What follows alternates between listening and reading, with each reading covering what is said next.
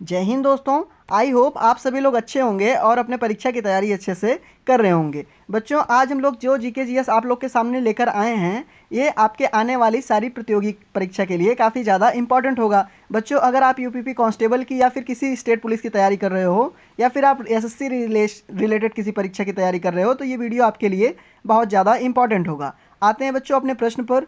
सबसे पहला प्रश्न हमारा क्या पूछ रखा है?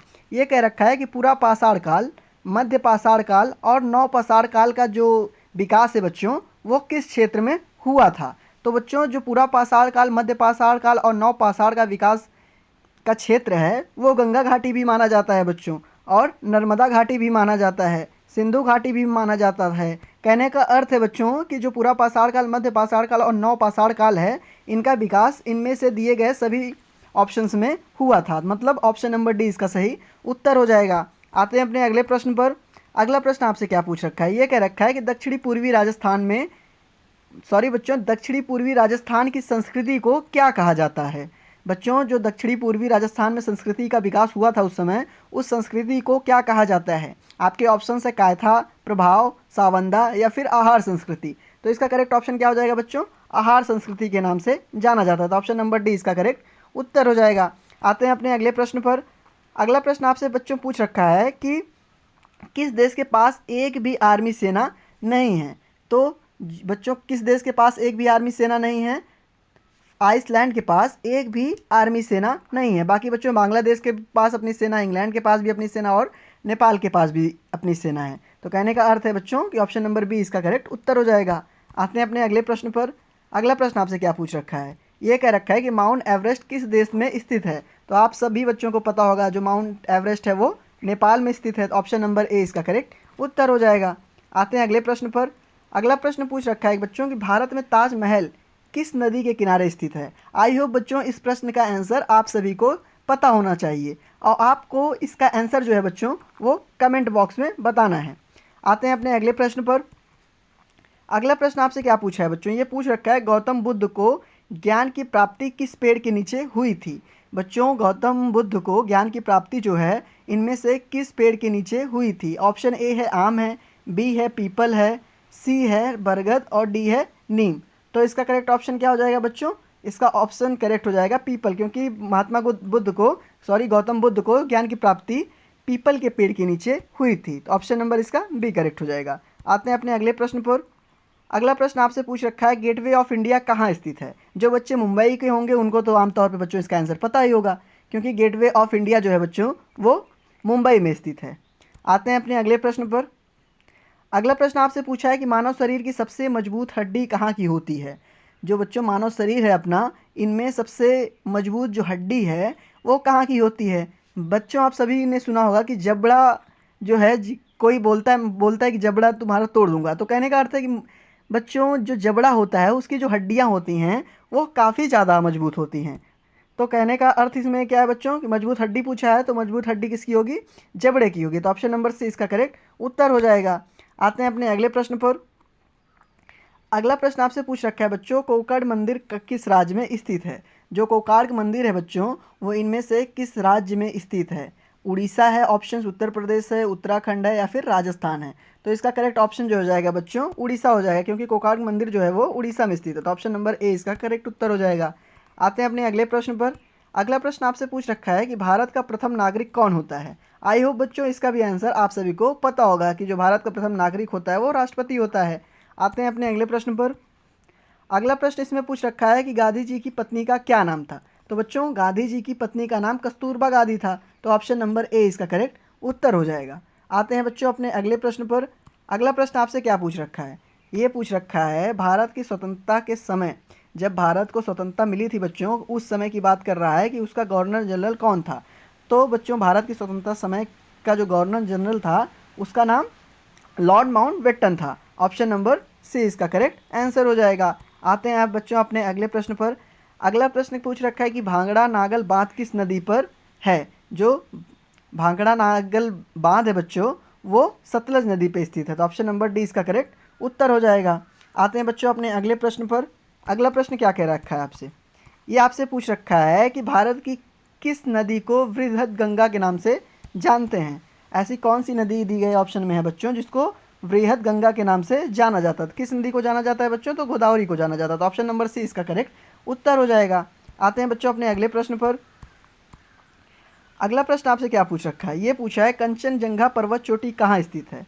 आई होप बच्चों इसका आंसर हर किसी भारतीय को पता होगा कि जो कंचनजंगा चोटी है वो अपनी भारत में मौजूद है। तो ऑप्शन नंबर सी इसका करेक्ट उत्तर हो जाएगा। आते हैं अपने अगले प्रश्न पर। अगला प्रश्न पूछ रखा है कि लोकसभा का उम्मीदवार होने के लिए न्यूनतम उम्र क्या होनी चाहिए? बच्चों अगर लोकसभा में आप इलेक्शन लड़ रहे हो तो उसका उम्मीदवार होने के लिए सबसे कम आयु क्या निर्धारित की गई है?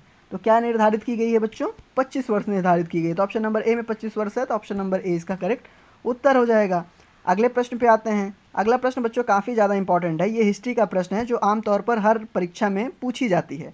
पूछ के रखा है पहला प्रश्न, वो प्रश्न इसका बच्चों कह रखा है फूट डालो और राज करो की नीति अपनाई थी। इनमें से किस लॉर्ड ने ऐसा कौन सा है बच्चों जो फूट डालो और राज करो की नीति पर बल दिया था? कौन दिया था बच्चों? लॉर्ड कर्जन दिया था। तो ऑप्शन नंबर सी में लॉर्ड कर्जन है, तो ऑप्शन नंबर सी इसका करेक्ट आंसर हो जाएगा। अगले प्रश्न पर आते हैं। ये आपसे कह रखा है किस कांड के कारण असहयोग आंदोलन बंद करना पड़ा? ऐसा बच्चों उस वक्त कौन सा कांड हुआ था जब असहयोग आंदोलन चल रहा था? तो उस समय ऐसा कौन सा कांड हुआ था जिसके कारण उस आंदोलन को ही बंद करना पड़ा? ऑप्शन ए चौरी चौरा, चंपारण, डांडी या फिर इनमें से कोई नहीं। तो इसका करेक्ट ऑप्शन क्या हो जाएगा बच्चों? चौरी चौरा का कांड हुआ था, इसलिए असहयोग आंदोलन बंद करना पड़ा था। तो ऑप्शन नंबर ए इसका करेक्ट उत्तर हो जाएगा। आते हैं बच्चों अपने अगले प्रश्न पर। अगला प्रश्न आपसे क्या पूछ रखा है? कह रखा है रानी लक्ष्मीबाई का मूल नाम क्या था? बच्चों इसमें रानी लक्ष्मीबाई के नाम से उन्हें जाना जाता था और इसमें पूछ रखा है कि उनका मूल नाम क्या था। तो रानी लक्ष्मीबाई का मूल नाम क्या था बच्चों?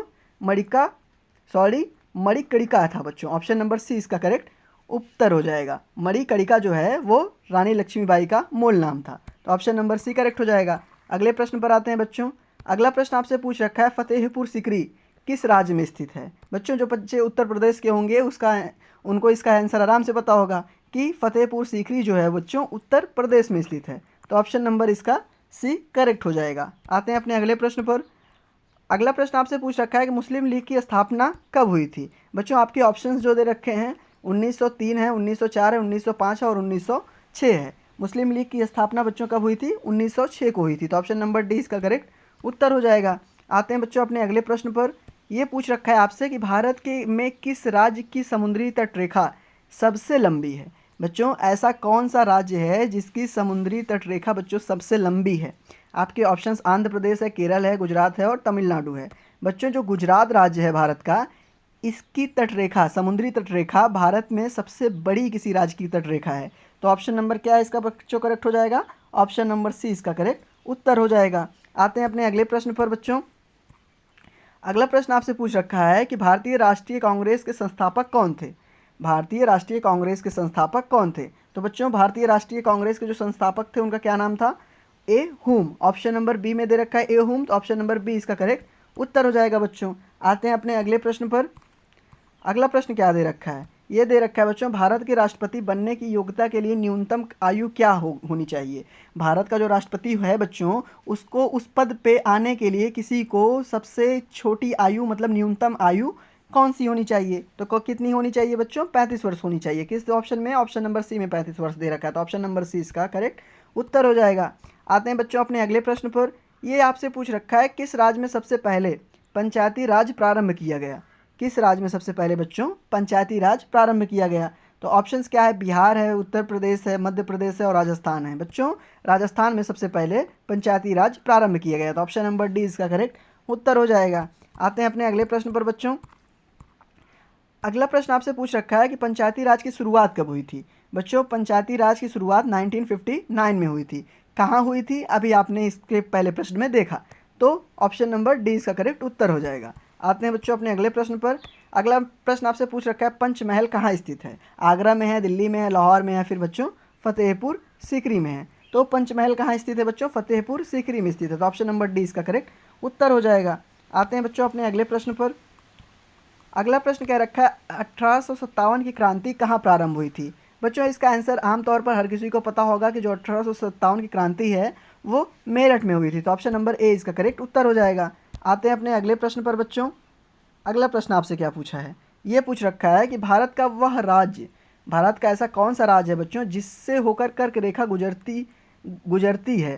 तो वो बच्चों ऐसा कौन सा राज्य है जिससे कर्क रेखा गुजरती है। ऑप्शंस क्या है आपके दे रखे, बिहार है, झारखंड, जम्मू कश्मीर है और हिमाचल प्रदेश है। तो बच्चों कौन सा राज्य है वो जिससे कर्क रेखा होकर गुजरती है, तो वो बच्चों झारखंड है। तो ऑप्शन नंबर बी इसका करेक्ट उत्तर हो जाएगा। आते हैं अपने अगले प्रश्न पर बच्चों। अगला प्रश्न आपसे पूछ रखा है कि रात्रि का आकाश में कौन सा ग्रह है जो लाल दिखाई देता है। जब रात होती है तो आप आसमान की तरफ देखिए बच्चों, तो उनमें एक लाल ग्रह तरफ दिखाई देता है। अगर दूरबीन हो आपके पास तो आप उससे ध्यान से देखिएगा। तो वह कौन सा ग्रह है, बृहस्पति है, शनि है, मंगल है या फिर बुध है। तो इसका करेक्ट ऑप्शन जो होगा बच्चों वो मंगल होगा। आई होप बच्चों आपको 30 के 30 प्रश्न में से कुछ प्रश्न आते रहे होंगे। ऐसे ही कॉम्पिटेटिव परीक्षा के प्रश्न पाने के लिए बच्चों हमारे चैनल को सब्सक्राइब जरूर कर लीजिएगा। धन्यवाद।